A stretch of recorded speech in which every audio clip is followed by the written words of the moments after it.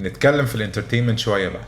امتى بنقول ده انمي، ده كرتون ولا مانجا؟ ندخل بقى في الانواع، وكل نوع انا هعرفه واوضح ستايله وهدي امثله عليه. بس في سؤال محير جدا في اخر الحلقه اتمنى تجاوبوني عليه في الكومنتس. ندخل في الموضوع. الكرتون هي الرسوم المتحركه بشكل عام، وليها انتاجات من العالم كله باستثناء اليابان. ستايلها مركز بشده على تقديم الحركات والاشخاص والاشياء بشكل خيالي كده ظريف، ومن اشهرها طبعا الميكي ماوس وتوم اند جيري. الكوميكس والكرتون قصص، ولكن بتختلف في وسيله التقديم. الكرتونز دايما بتبقى مركزه على حلقات التلفزيون، اما الكوميكس بتنزل في اعداد او مجلات. ستايل الكوميكس في كتير من الاحيان بيركز على الابطال الخارقين، ومن اشهرها هالك من مارفل والسوبرمان من دي سي. المانجا هي الكوميكس بتاعت اليابان، بس بتبقى موجهه للفئه الاكبر سنا، وتتميز بالخيال الواقعي الى حد ما. ستايلها عنيف نسبيا ومركز تركيز شديد على التفاصيل، من اشهرها دراجون بول واتاك اون تايتن. الانمي زي المانجا، ولكن طريقه التقديم هنا هي التلفزيون، بينزل في حلقات ومواسم. من اشهرها ناروتو وون بيس وجريندايزر اللي نزل 1975. حته بقى كده للناس الفاهمه، في افلام زي سبايدر مان انتو ذا سبايدر فيرس، ده بيبقى 2.5 دايمنشن، وفي افلام تانية كانها معموله بالكمبيوتر بس الحقيقه هي معموله ككلاسيكال انيميشن زي نتفليكس كلوز.